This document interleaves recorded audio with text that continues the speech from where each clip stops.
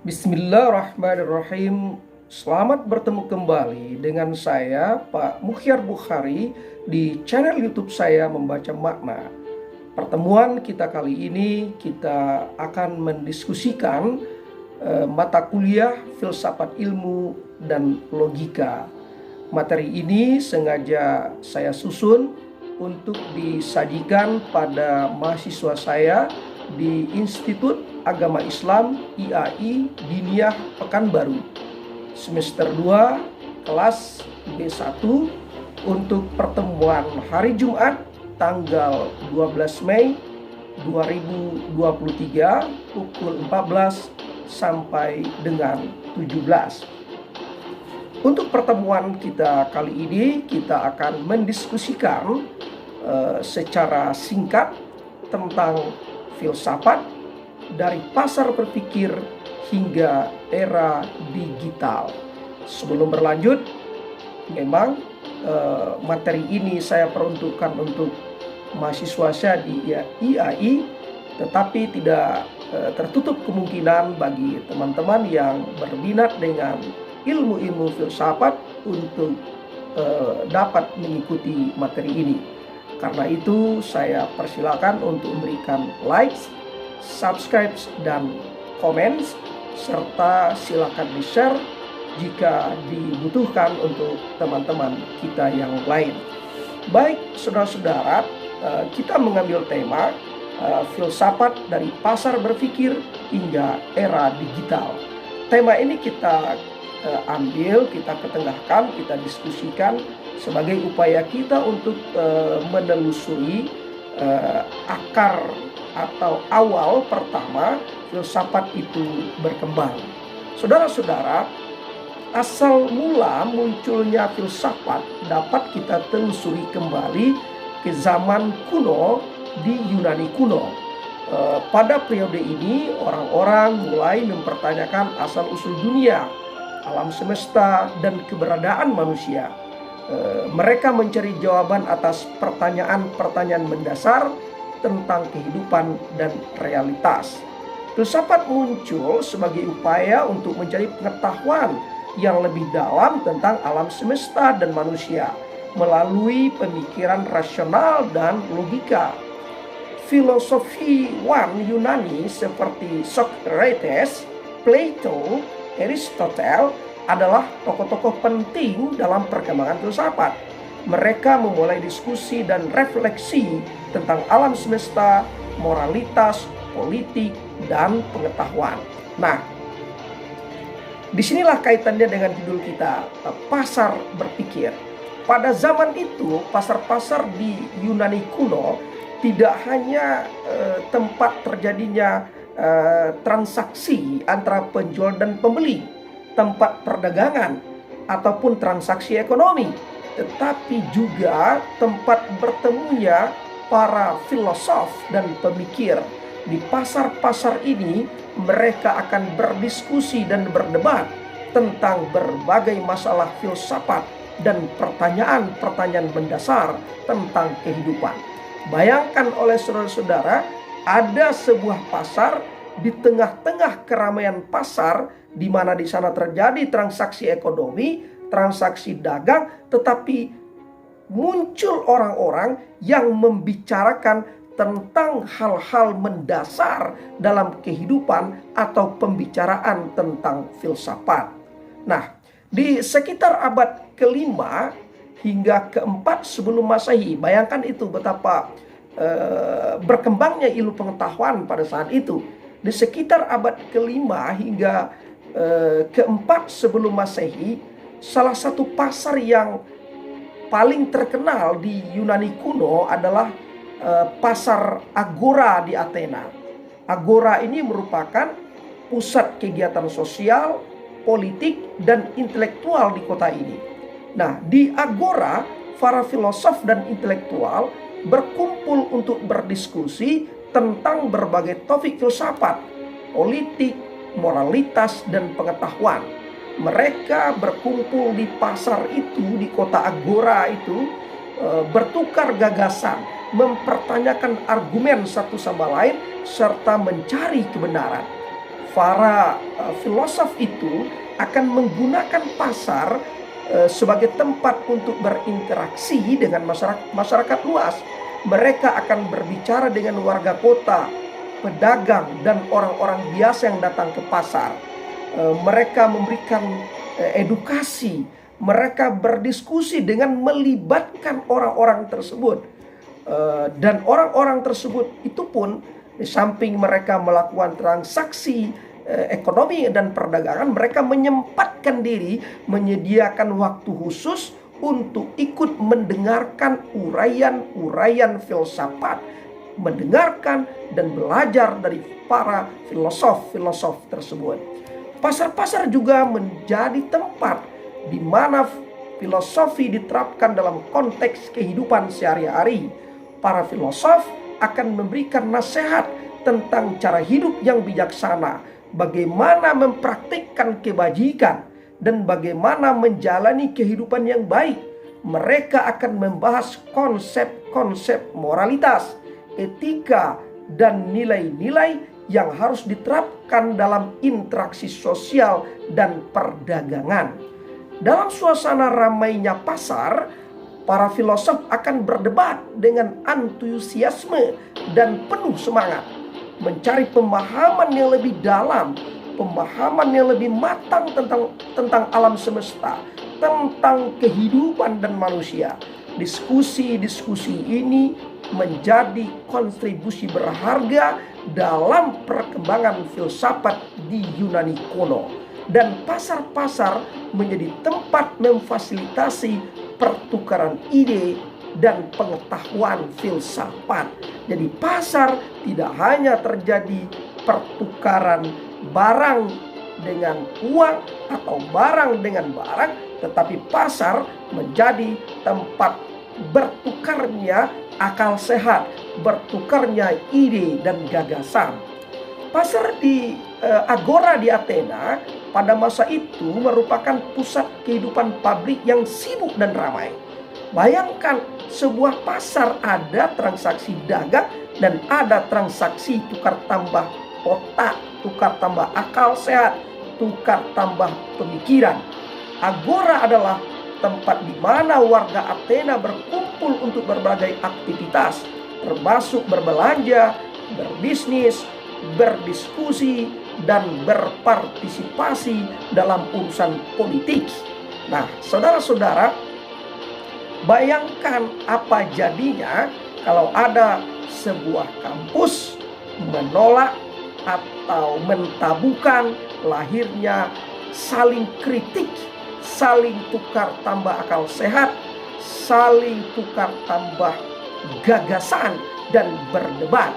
Sedangkan abad 5 sebelum Masehi, 4 sebelum Masehi, di pasar telah terjadi tukar tambah dan perdebatan ide serta gagasan. Nah, mari kita lihat gambaran suasana pasar Agora di Athena pada masa itu. Ada beberapa gambaran, setidaknya ada 5 gambaran penting yang terjadi di pasar Agora pada zaman itu. Yang pertama, kegiatan perdagangan. Pasar Agora adalah pusat perdagangan di Athena. Terdapat berbagai macam toko dan kios yang menjual berbagai macam barang kebutuhan masyarakat pada saat itu, seperti pakaian, peralatan rumah tangga, barang-barang kerajinan. Para pedagang akan menawarkan barang dagangan mereka dengan suara lantang untuk menarik perhatian pembeli. Lebih kurang samalah dengan keadaan pasar tradisional kita pada saat ini. Apa itu istilahnya, ada pasar kaget, ada pasar tradisional lainnya. Yang kedua, diskusi dan debat. Agora juga menjadi tempat untuk diskusi dan debat intelektual. Filsuf, cendekiawan, dan pemikir akan tampil di Agora untuk berbicara tentang berbagai topik, termasuk filsafat, politik, moralitas, kejujuran. Mereka akan tampil di panggung di pasar itu, lalu mereka berpidato bagaimana moralitas harus dijunjung tinggi, bagaimana filsafat kehidupan bagaimana realitas alam semesta. Mereka secara bergantian menyampaikan ide dan gagasan mereka, sedangkan yang lain mendengarkan sekaligus memperdebatkan apa gagasan yang disampaikan. Terjadi tukar tambah akal sehat pemikiran dan gagasan di situ. Kemudian yang ketiga, pertemuan politik. Agora juga merupakan tempat di mana pertemuan politik diadakan. Warga negara Athena berkumpul di Agora untuk membahas masalah-masalah politik, memilih pejabat, mengambil keputusan penting terkait pemerintahan kota tanpa takut akan pemikiran-pemikiran mereka, ide-ide dan gagasan mereka menjadi berbahaya buat mereka sendiri. Tempat ini menjadi tempat pertemuan politik yang penting dalam sistem demokrasi Athena. Yang keempat, aktivitas sosial. Selain perdagangan dan diskusi, Agora juga menjadi tempat untuk pertemuan sosial. Orang-orang berkumpul di sana untuk bertemu sahabat, teman, saudara, berbincang-bincang dan menghabiskan waktu mereka secara bersama-sama, tetapi mengolah pikir, memproduksi pemikiran mereka. Agora adalah tempat di mana masyarakat berinteraksi, membangun hubungan, dan saling bertukar informasi. Yang kelima, kehidupan sehari-hari. Agora mencerminkan kehidupan sehari-hari masyarakat Athena. Orang-orang akan berkumpul untuk berbelanja, mendengarkan berita terbaru, mendapatkan informasi tentang kejadian terkini, dan melakukan transaksi bisnis. Agora adalah tempat di mana berbagai lapisan masyarakat bertemu dan mengalami kehidupan kota secara langsung. Saudara-saudara, suasana pasar Agora di Athena sebagaimana pasar pada umumnya penuh dengan kebisingan dan keramaian. Tetapi dalam suasana seperti inilah lahir para pemikir-pemikir dunia, filsuf dunia, sebutlah seperti Socrates, Plato, Aristotle.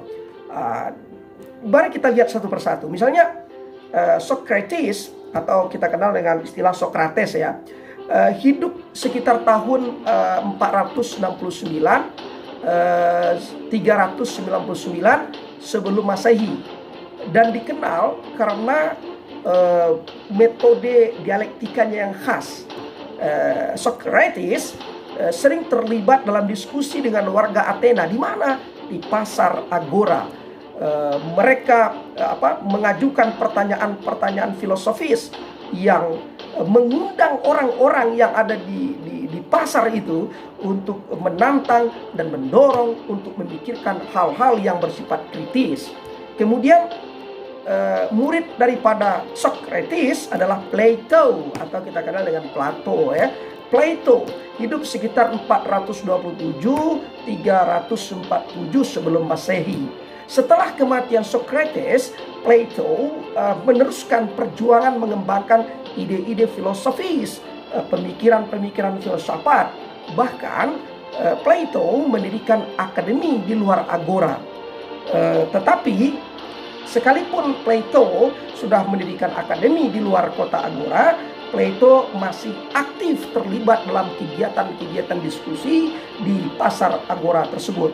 Dia juga mengajarkan murid-muridnya di sana, di pasar itu, untuk berdebat, memperdebatkan ide dan gagasan. Kemudian kalau Plato murid daripada Socrates, sementara murid daripada Plato adalah Aristotle, atau kita kenal dengan sebutan Aristoteles, tapi bacaannya sebenarnya Aristotle. Hidup sekitar tahun 384-322 sebelum Masehi. Setelah meninggalkan akademi Plato, si Aristotle membuka sekolahnya sendiri bernama Lyceum. Tetapi sekalipun dia sudah mempunyai sekolah sendiri, dia tidak pernah meninggalkan pasar Agora sebagai cikal bakal lahirnya pemikiran-pemikiran dia, untuk berdiskusi, bertukar pikiran dengan orang-orang yang lalu lalang berdatangan di pasar Agora tersebut. Sungguh pun ada catatan-catatan tahun tadi itu belum tentu dapat dipastikan catatan tahun yang pasti, karena dicatat berdasarkan sumber-sumber sejarah. Nah, topik-topik apa saja yang dibicarakan, yang diperdebatkan di pasar Agora Athena tersebut? Setidak-tidaknya ada 5 topik mendasar yang sering diperbincangkan di pasar Agora di Athena. Yang pertama tentang etika dan kebajikan. Para filsuf sering sekali berdebat tentang apa yang membuat seseorang menjadi baik, bagaimana seseorang seharusnya hidup, bagaimana mencapai kehidupan yang baik dan bermakna.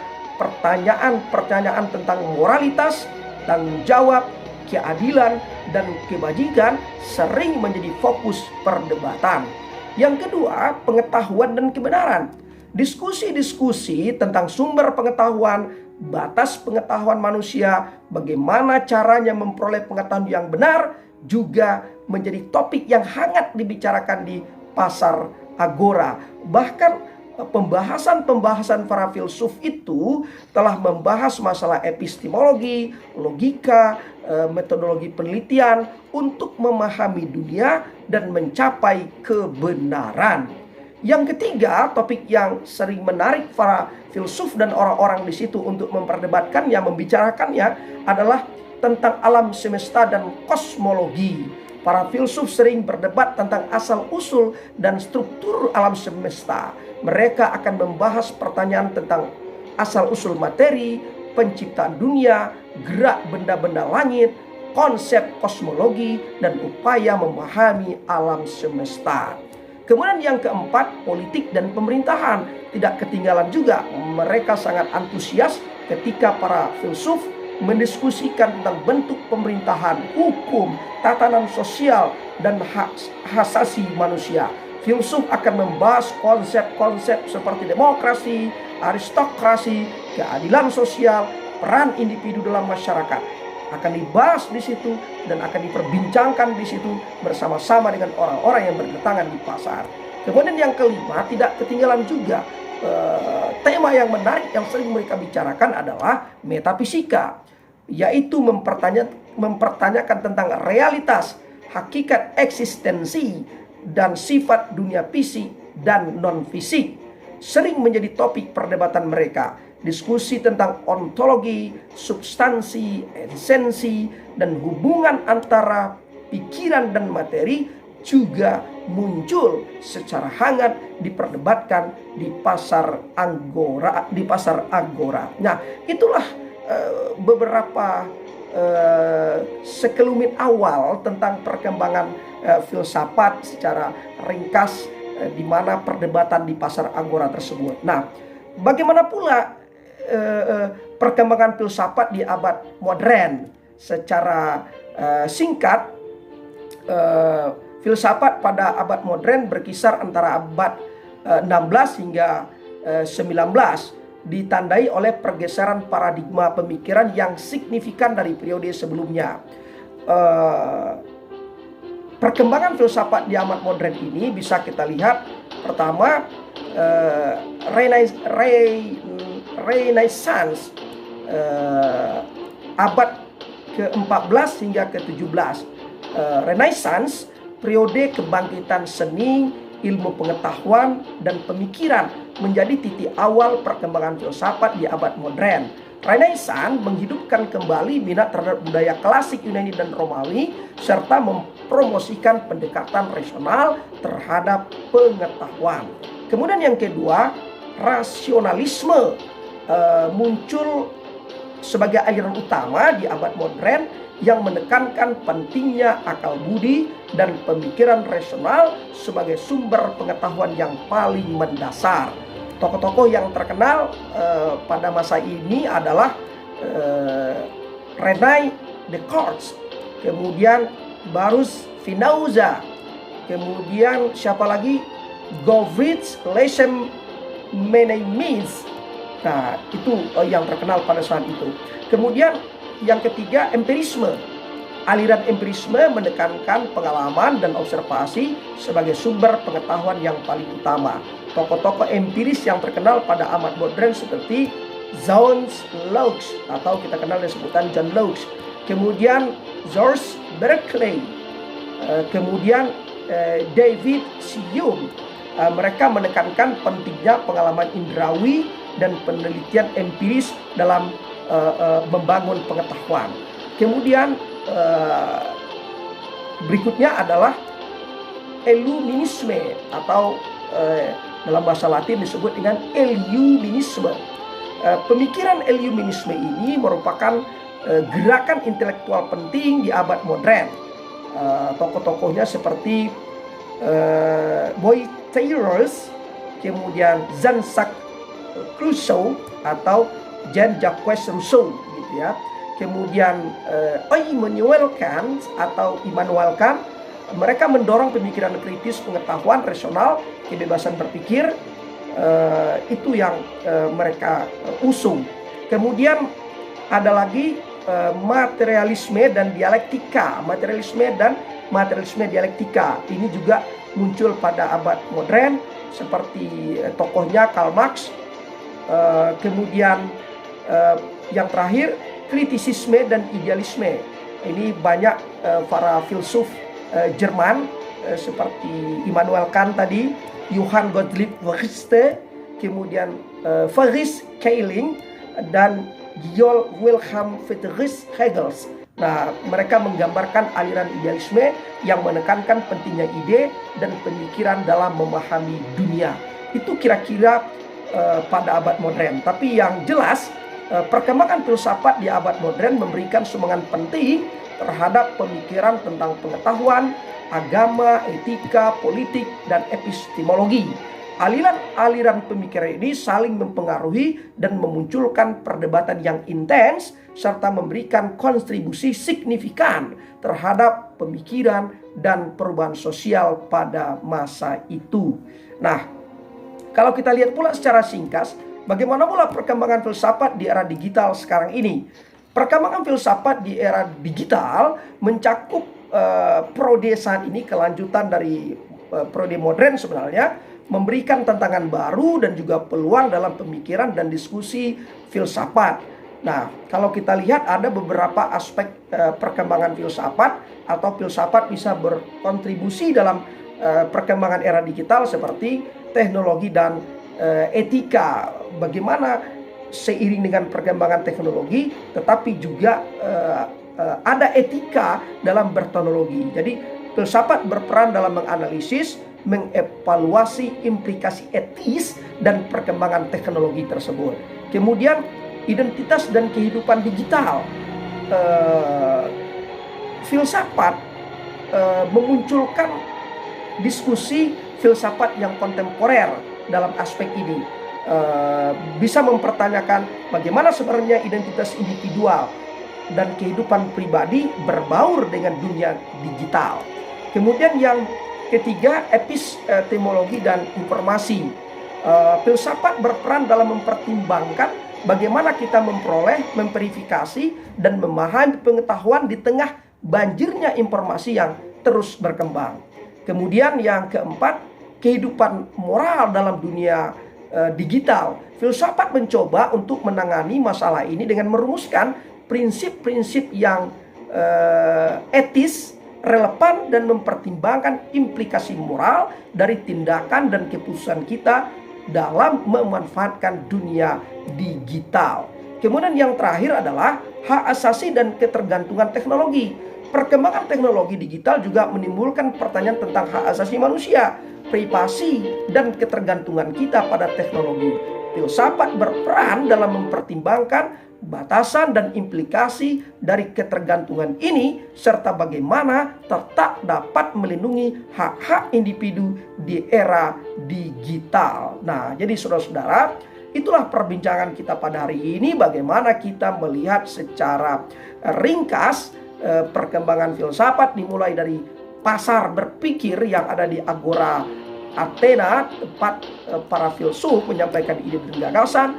Kemudian bagaimana filsafat modern berkembang oleh tokoh-tokohnya, dan selanjutnya bagaimana kita menyikapi kehidupan di era digital sekarang, dan filsafat berperan terutama sekali dalam mengedepankan moral, etika, menjaga hak asasi manusia secara individu dan bermasyarakat di dalam era digitalisasi pada saat sekarang ini.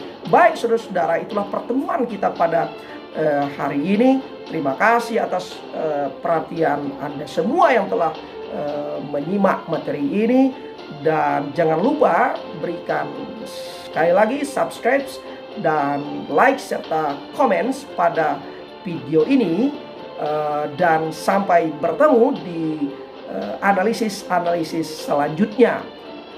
Terima kasih atas perhatian Anda semua. Sukses selalu, jaga kesehatan Anda. Sampai berjumpa di pertemuan yang akan datang. Demikian, wassalamualaikum warahmatullahi wabarakatuh.